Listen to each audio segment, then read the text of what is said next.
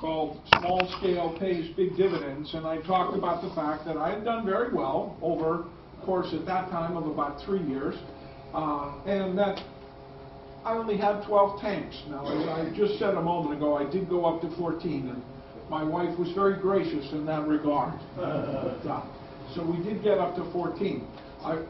I wrote the article because I didn't want new folks to feel that they couldn't kind of get in and compete. And one of the things that's important for me to say here at the beginning is, as I got started, I was, in fact, a new person in this hobby. I didn't know where I was headed or what I was going to do. So I basically got started in my own way. And how I got to where I was just how it worked out for me. It isn't that I think my methods were better or in any way superior to other people's methods. It's just the way I did things, and they worked out pretty good.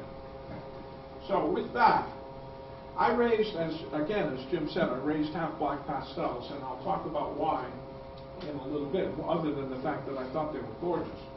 Now, in terms of 12 to 14, well, let's say 14 tanks, I had a quick look at my room, which was in my cellar, not a separate fish room, not heated, just a circle kind of tanks in the middle of my basement. And they, I started with one and added and added and added, and that's where they went. But I had two 40 longs, a 20 long, 5 5s, and 6 10s, and I'm going to endeavor to tell you how I utilized all of those tanks, how I used them. The best way, I think, for me to try to tell you that is to start with the beginning, which is the birth of the baby guppies. So I used most of the 5s as birthing tanks, and I would put 1 or 2 females in there, sometimes 3, that I thought were ready to drop. And I know right away some of you may go, how come it's more than 1? Well, I don't know, I just did it that way. I crammed it full of plastic plants and live plants so that the females really could not effectively chase very many of the babies. They may have gotten some, but they didn't get many. And I guess the reason that I had 2 or 3 was I was always afraid that some female just wouldn't have any babies, and I'd waste a whole period of time waiting for them. But as soon as one of the females would drop, I'd take a look and see if I thought I had enough babies in there. If I didn't think I had quite enough, I'd take the female that dropped out, and I'd put her back in the breeding tank that she came from, which I'll talk about in a moment.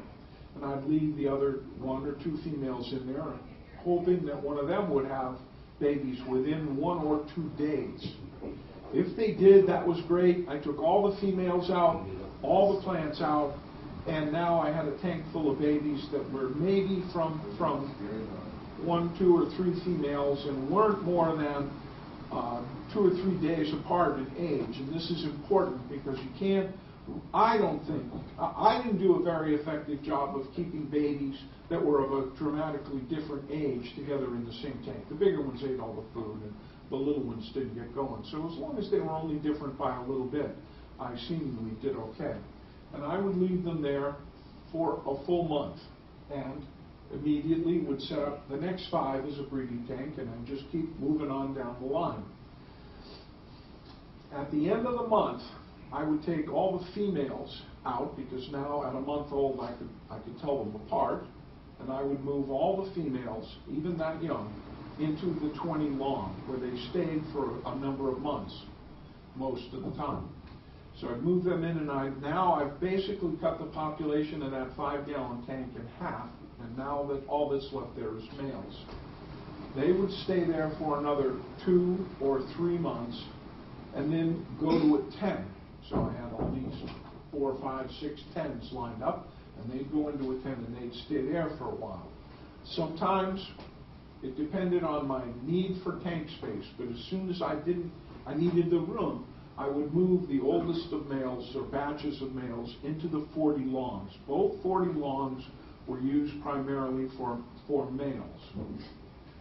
There would be a couple females in there just to give them something to run around after and to keep them focused on the right kind of idea, but they would go in there. Half-black pastels, one of the things about them I found, or at least under my conditions, I never want to make too sort of like sweeping a statement that half black pastels are this. You know, my half black pastels in my tanks were like this. And so they would take a very long time to mature. The bodies would be very large. They would be nicely colored, but the caudals were nowhere near 1-to-1. And they'd go into those 40 longs, and they'd stay there for almost always up to a year before I could ship them to a show. And it's like they just didn't care about their caudals. They wouldn't grow them.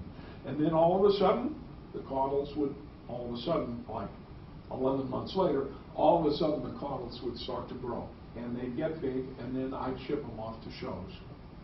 One of the 10s that I had on the rack was always used as a quarantine tank for any fish coming back from shows. Any fish coming back from a show fish, my fish, would go into that tank. Male, females, didn't matter what, they all went in there, and I kept an eye on them for a month to make sure they looked okay. Ideally, I would like to keep them separate, and if they were in good shape at the next show, I would ship them off again. I noted in the article, I think I said, right, this was in the November 2000 bulletin. I noted in that bulletin there was one female that I think I sent to 5 shows. And that was a female, so obviously it's a little easier, but that was kind of crazy. She, as I said in the article, she logged more frequent flyer models than I did. So anyway, so it takes a long time, and once I get them right, I'd send them off. Let me just check my notes here for a second. Okay, we did that. I talked for a moment about the breeding setup, and sometimes my breeding setups were in 5s, sometimes they were in a 10. It depended on what tanks were available and what numbers I was looking to use. But one of the things that I always did was I always made sure I only used a couple of males in a breeding tank. I go to a lot of people's houses, and obviously most of the traveling I do now is up in New England. And I see breeding setups where there's 5 or 6 males in a tank. That doesn't look like a good idea to me. To me, I want to see 1 or 2 males in that tank, and then maybe 5 or 6 females, and so that you can really focus on the best fish and make some progress. You're not going to make, I don't think you're going to make too much progress by using 5 or 6 different or lots of males in a breeding setup. But anyway, there would be, let's say, 2 males in there and 6 or 7 females. One of the reasons that I would put 2 or 3 females in the tank is they weren't always the most reliable breeders, and sometimes certain females just wouldn't seem to have babies or have live babies, and that putting a couple in there protected me from that. My selection criteria in terms of going into the breeder tanks, I think is worth pointing out. Obviously, I was familiar with the I.F.G.A. judging system and would use it always in terms of selecting breeders, but I always placed more of a priority on color and shape than on size. And that may surprise people because my fish were well known for being rather large. But that being said, I really was of the opinion that I couldn't risk introducing any sort of deficiency in terms of shape or color into my fish because I was afraid I couldn't get it out later. So the only time I would really pick a fish over another fish because it was bigger was if they were almost perfectly matched. If I couldn't find some other reason to pick between them, then I would go with size. The females, I had a tendency to pick a little more of the bigger ones, but they were just eye-striking. But the males, I really tried to stay with shape and color. Now that's not to say that my shape was perfect. I was often troubled by rounded corners, and I was troubled by rounded corners, and that was difficult to fix on those half-black pastels, but I didn't want to move away. The other, in selecting females, I would look for a very dark body. I wanted to make sure I maintained that, but at the same time, a very short, stocky, thick, pedunculed female, so that I would be passing on as much of the strength that I wanted to see in the fish, and the ability of the males to hold the tails upright, just like we always talk about.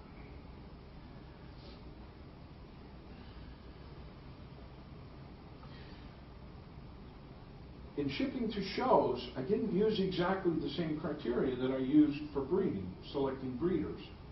I would have in my 40 longs, I would have some very nice, large, colorful, well-shaped fish that might have a spot on the caudal, very small. Those I would ship to shows. You know, if I didn't have ones that didn't have spots, I would ship those.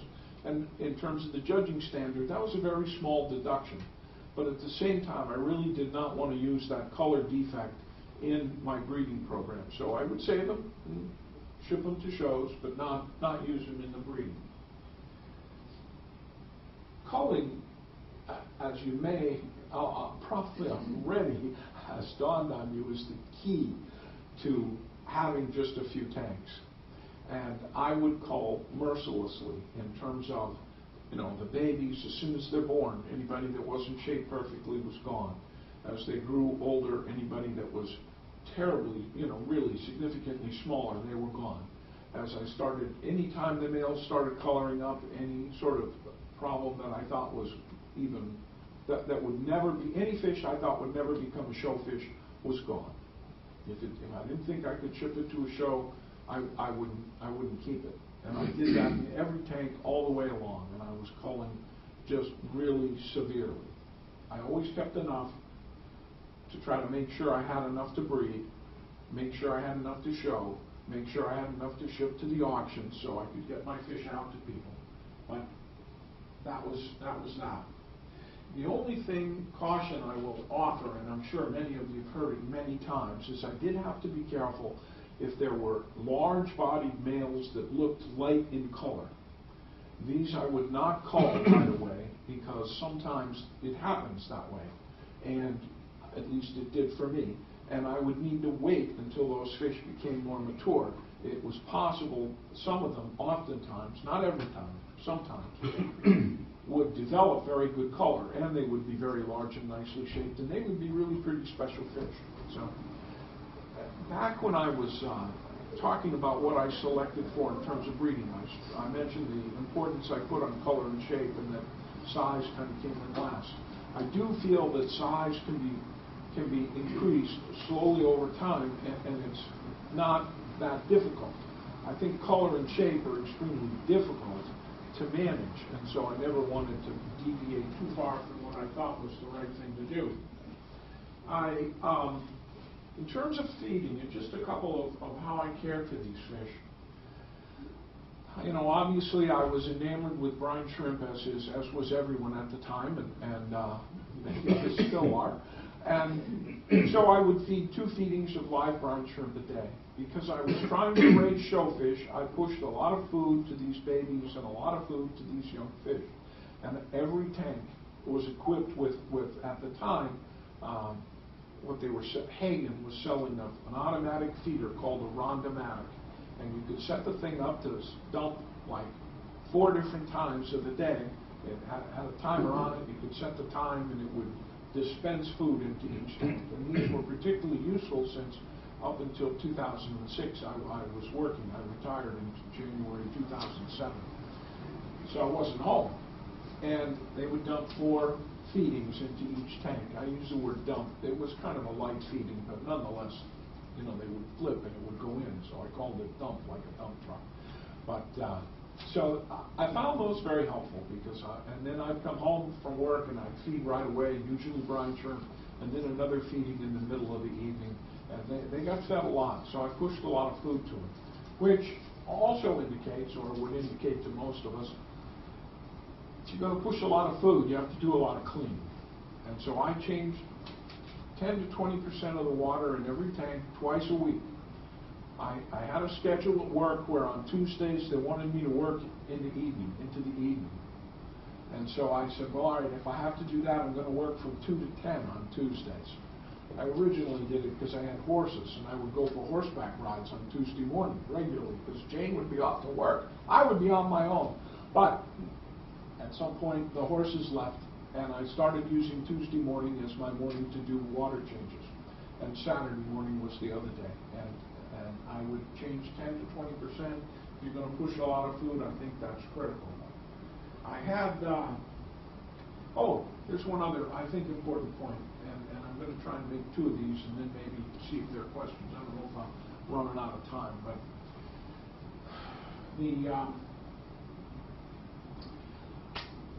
one of the things a couple things. When I would select breeders, I was always selecting females that were 2 or 3 months younger than the males. The males were always 4, 5, and 6 months old when I selected them for breeding. And as I told you, they still do not, at that time, they do not have large caudals. You do the best you can for what you're looking at, and you pick them. The females were sometimes 2, sometimes 3 months old. So my fish, in terms of breeding, I never bred real brother to sister. They were cousins at best. They were not siblings.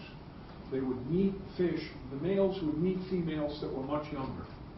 And this, I felt, sort of helped keep us from getting too genetically narrow and kept a little robustness.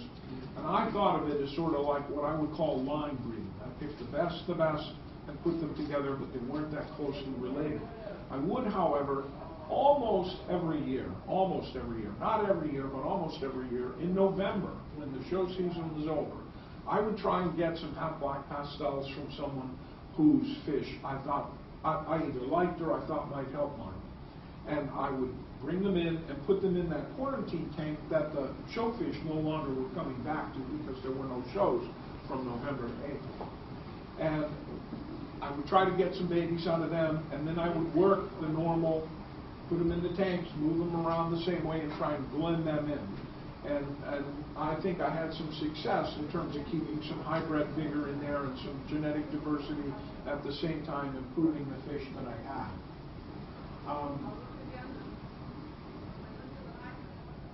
Two more points. One, because I had so few tanks, I really feel that allowed me to sort of lavish care on these tanks. These tanks were very clean. They all had 2 filters. I never squeezed out the same filter in both tanks. One was a Tuesday, one was a Saturday. No, I always tried to vary it up, and I'd move through. But, and I think I can credit, I will try to paraphrase something Bill Carlisle said when I first got in, which is the trick to raising guppies is consistent, diligent care. You cannot waver, you really have to stay at it. And that's the keynote of a lot of the great, I think, of the really successful breeders, is just diligent, consistent care is critical. One last point. There, obviously, from what you're hearing here, there was no mention of a line A and a line B, or a line C, or, I did not create my showfish by crossing 2 lines and then showing those fish. All the fish were of the same line. And there are a number of folks today and colors today, who the showfish really come from crosses. And that's fine, that's great. But you have to have twice as many tanks, or if not 3 times, because you've got to have strain A, strain B, and then the hybrids and the showfish. So you've really got to have a lot more tanks. So if you're thinking of trying to get started and maybe not needing to make an investment in quite so many tanks, you want to ask the breeders that you talk to if this line of fish is a straight line that you're showing, or is it a cross? And then you can take a look at the types of fish that people are saying, well, no, this is just a line, and select one of those to raise. So, anyway, I'm going to stop, I think. It's 9:25. I know I started a little bit late. Are there any questions? What temperature do you keep the room? Okay, now, again, the temperature